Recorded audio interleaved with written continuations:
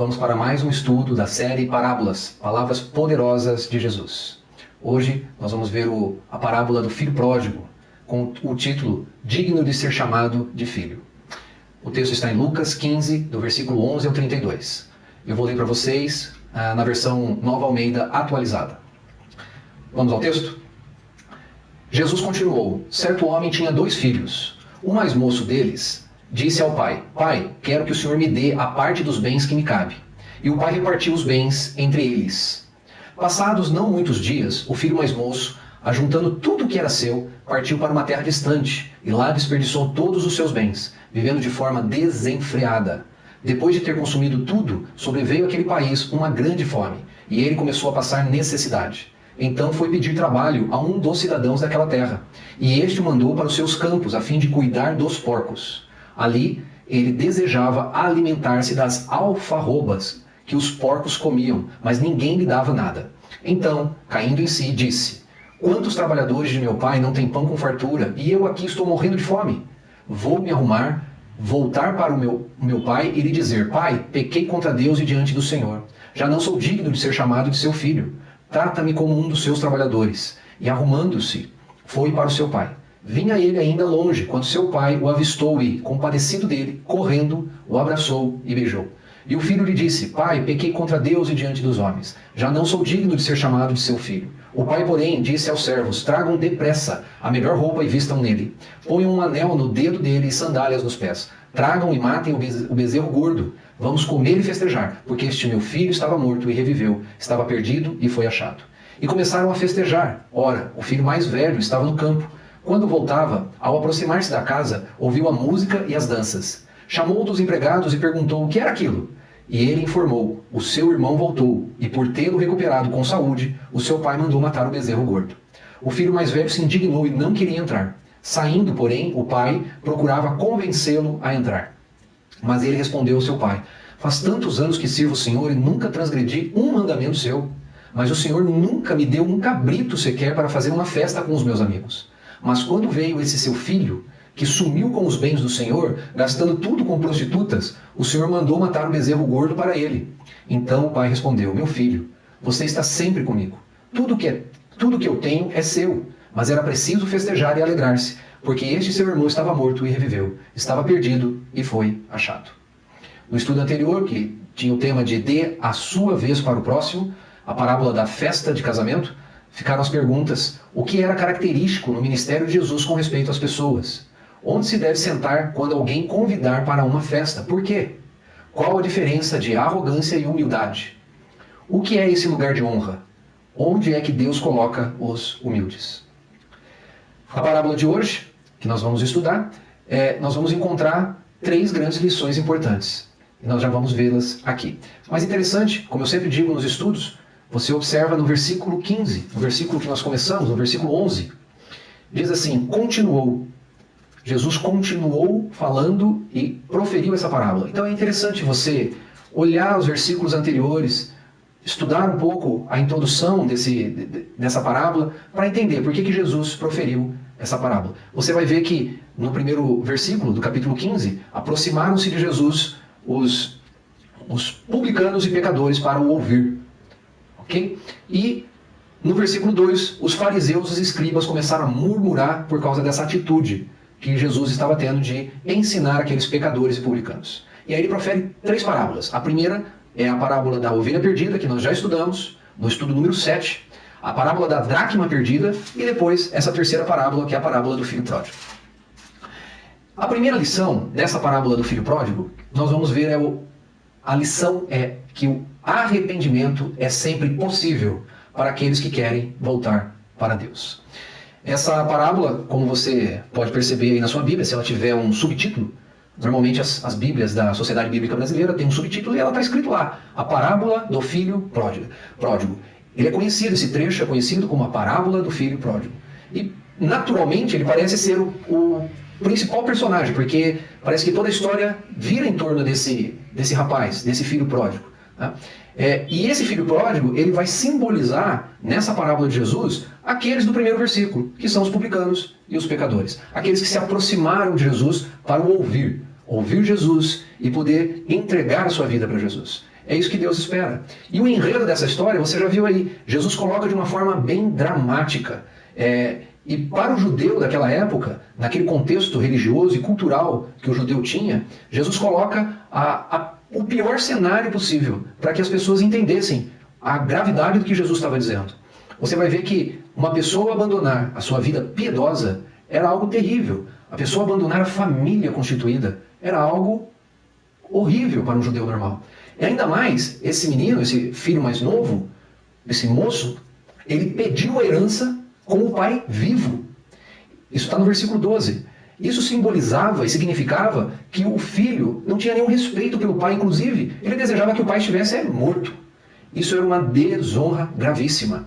E Jesus faz essa história, pinta essa história com o pior cenário, para que eles entendessem e despertassem neles algo que pudesse mudar as suas vidas. Né? O filho mais novo, ele deixa tudo para trás. Você viu aí nos versículos, ele depois de receber a sua herança, o pai divide a herança entre eles, está escrito assim lá, então ele dividiu com o filho mais velho e o filho mais novo. E depois de algum tempo, esse filho mais novo juntou tudo que tinha e foi embora. Levou tudo e deixou todos para trás. Ele levou seu dinheiro, levou aquilo que ele tinha, e Jesus coloca que ele foi para um país distante. Automaticamente, aqueles judeus que estavam ouvindo Jesus iriam associar que aquele garoto estava indo para um país de gentios. Gentios impuros, com uma população de pessoas impuras. Né? E ali, Jesus coloca que aquele garoto desperdiçou tudo que tinha com uma vida dissoluta e desenfreada. Ele perde tudo. E aí, para agravar a situação, chega uma fome na região. E aí ele se vê com a necessidade de arrumar um emprego para poder se sustentar. E ele arruma um emprego com um dos cidadãos daquela terra para cuidar de porcos. Alimentar porcos. Né? Esse é o fundo do poço da degradação para um judeu. É o fundo do poço. Imagina, ele está agora trabalhando, alimentando porcos, que era, para o judeu, o animal mais impuro que existia, e ele se vê obrigado, para ter o sustento, alimentar esses porcos. E mesmo assim, ele desejava comer o alimento dos porcos, porque ele estava passando necessidade e fome. Interessante, ele queria comer o alimento impuro de um animal impuro, que pertencia a um fazendeiro impuro, em uma terra de pessoas impuras. E detalhe, ele desejava comer e aquilo lhe era proibido. Olha que cenário que Jesus coloca para aquelas pessoas. Né? É claro que a maior responsabilidade, a maior culpa era do próprio garoto, do próprio rapaz. Né? E o que acontece? Ele se vê nessa situação e ele pensa, vou voltar para a casa do meu pai. E ele considera que o pai dele já pode até ter deserdado ele, porque ele fala o seguinte, eu vou voltar para a casa do meu pai e eu vou, nem que seja, virar escravo do meu pai. Né? Então ele considera que o pai dele pudesse já até ter repudiado ele, que era comum naquela época, um filho ingrato ser repudiado e perder a herança, perder tudo aquilo que lhe restava como herança daquele pai. E ao longo da história, né, da história humana, nós vamos ver que existem muitos filhos pródigos. Muitos. Você conhece alguém? Talvez você conheça alguém. E qual é o nosso papel? O nosso papel é auxiliar essa pessoa a voltar para Cristo. A ser um instrumento, uma ferramenta de Deus, para que essas pessoas tenham o entendimento que é possível o arrependimento e voltar para Cristo.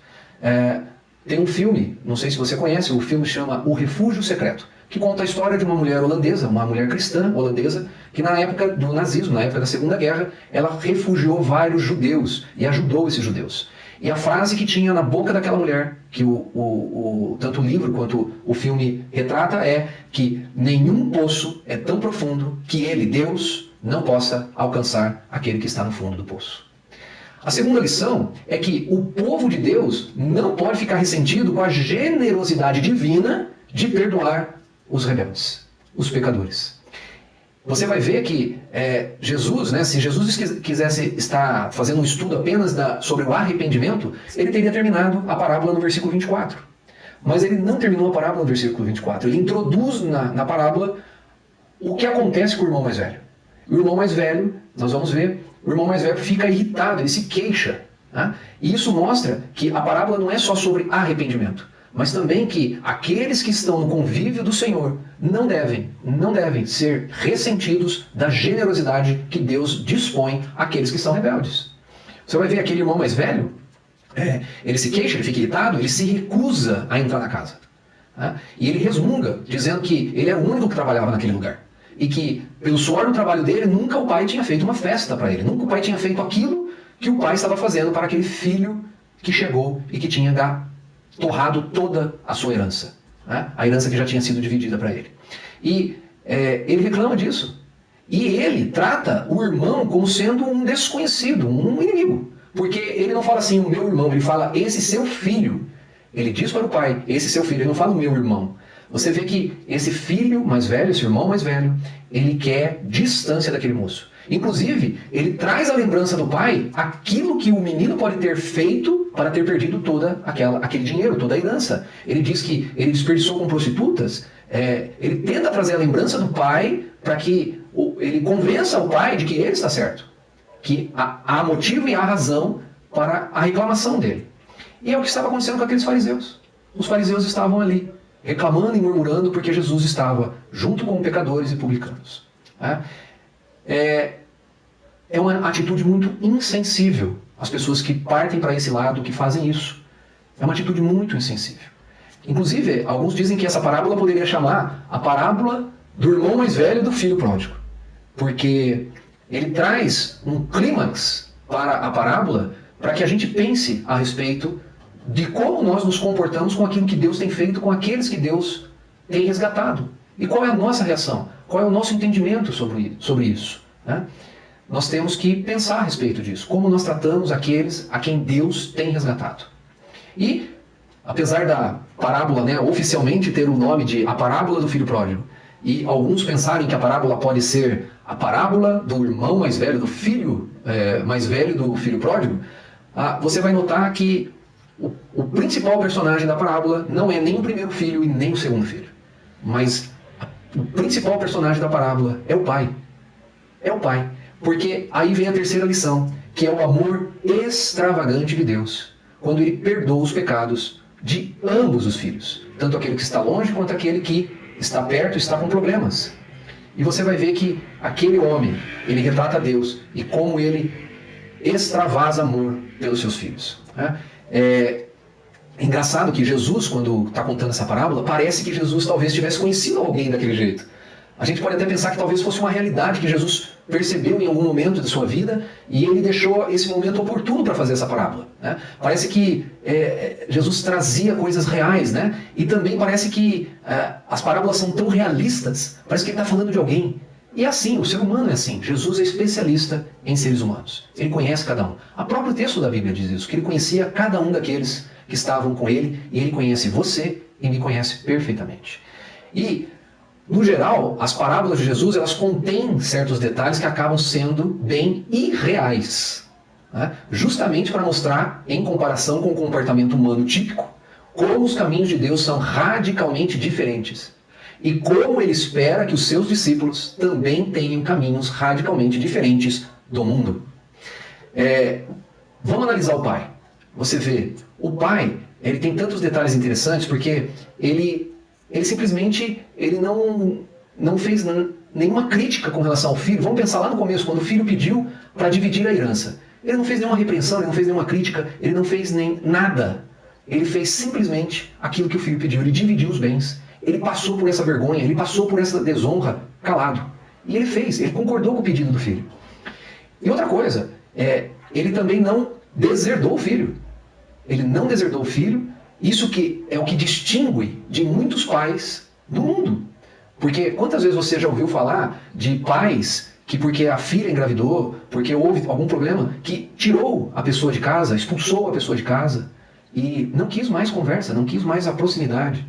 Então Jesus está mostrando um pai diferente, um pai com uma realidade totalmente diferente do mundo.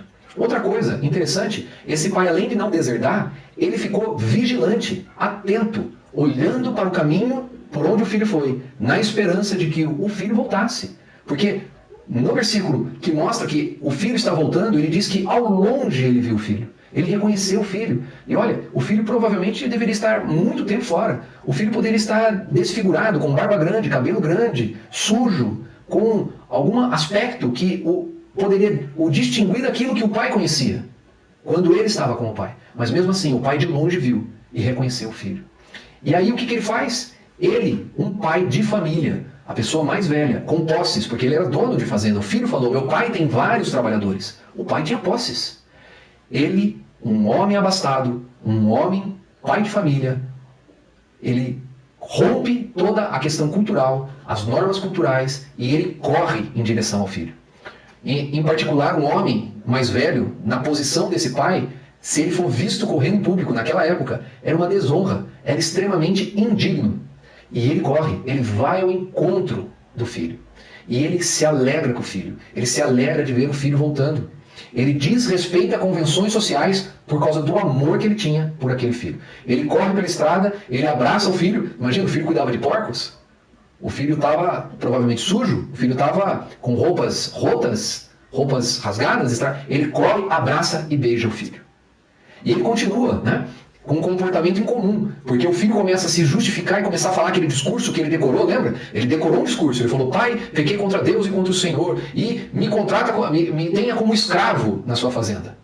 E ele faz isso, ele começa a falar o discurso pronto, e o pai interrompe no meio.